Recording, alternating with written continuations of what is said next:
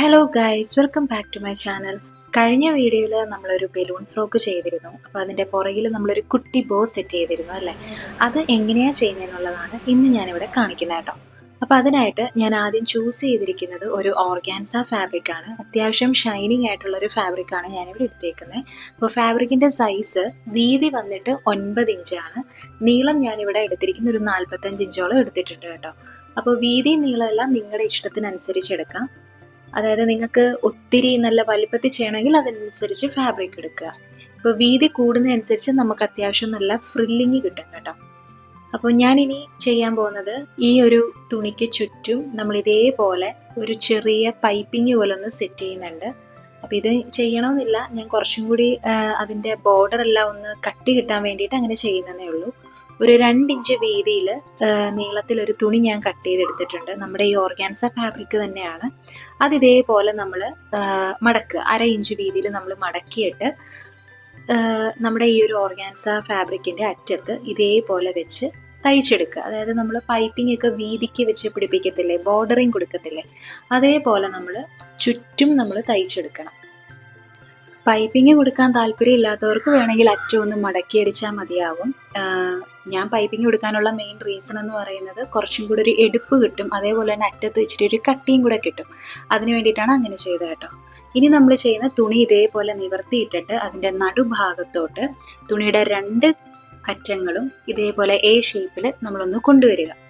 അപ്പോൾ ഇത് എത്രത്തോളം നമ്മൾ അടുപ്പിച്ച് വെക്കുന്നു അത്രത്തോളം നമുക്ക് താഴത്തോട്ട് ആ തൂങ്ങിക്കിടക്കുന്ന തുണിയുണ്ടല്ലോ അത് നമുക്ക് ഇച്ചിരി കൂടുതൽ കിട്ടും.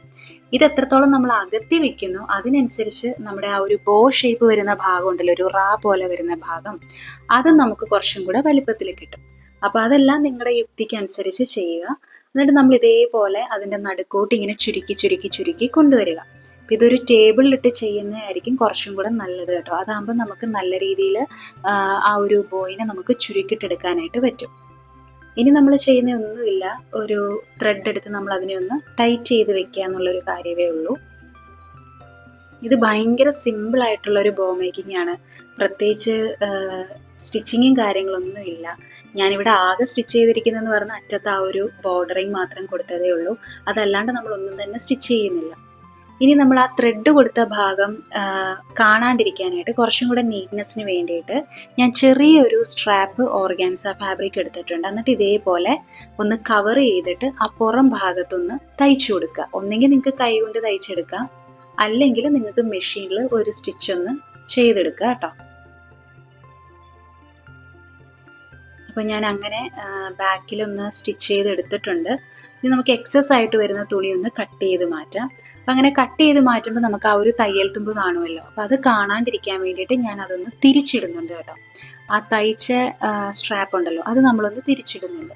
അപ്പം നല്ല വശം പുറത്തോട്ടും വരും, ചീത്ത വശം ഉള്ളിലോട്ടും പോകും. അപ്പം നമുക്ക് അത്യാവശ്യം നല്ല നീറ്റായിട്ട് തന്നെ കിട്ടും. ഇത്രയേ ഉള്ളൂ ബോയുടെ കാര്യം. വളരെ സിമ്പിളാണ്, പെട്ടെന്ന് തന്നെ നമുക്ക് ചെയ്തെടുക്കാവുന്നേ ഉള്ളൂ. ഇതിന് നമ്മൾ എന്താ ചെയ്യുക, നമ്മുടെ തുണിയുടെ പുറകിലോട്ട് അറ്റാച്ച് ചെയ്യുകയാണ്. അപ്പോൾ അറ്റാച്ച് ചെയ്യാൻ വേണ്ടിയിട്ട് ഞാൻ സിബിൻ്റെ ആ ഒരു സൈഡിലായിട്ട് ചെറിയൊരു ലൂപ്പ് പോലെ സൂചി നൂലും കൊണ്ട് ഞാനൊന്ന് ചെയ്തെടുത്തിട്ടുണ്ട് കേട്ടോ. നമ്മൾ ബ്ലൗസിനൊക്കെ ഹുക്ക് കൊടുക്കുമ്പോൾ കൊടുക്കുന്ന ലൂപ്പ് ഉണ്ടല്ലോ, അതേപോലെ ഒരു കാര്യമാണത് ഞാൻ ചെയ്തെടുത്തിട്ടുണ്ട്. ഇനി നമ്മൾ ബോയുടെ പുറകിൽ ഒരു ഹുക്കും കൂടെ പിടിപ്പിച്ചിട്ടുണ്ട്.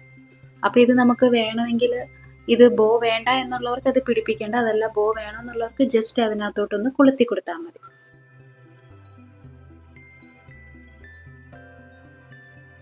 ഇത്രയേ ഉള്ളൂ, ഭയങ്കര സിമ്പിളാണ്. നിങ്ങളും ട്രൈ ചെയ്ത് നോക്കുക. നല്ല കോൺട്രാസ്റ്റിംഗ് ആയിട്ടൊക്കെ ചെയ്യുകയാണെങ്കിൽ ഫ്രോക്കിന് ഭയങ്കര എടുപ്പായിരിക്കും.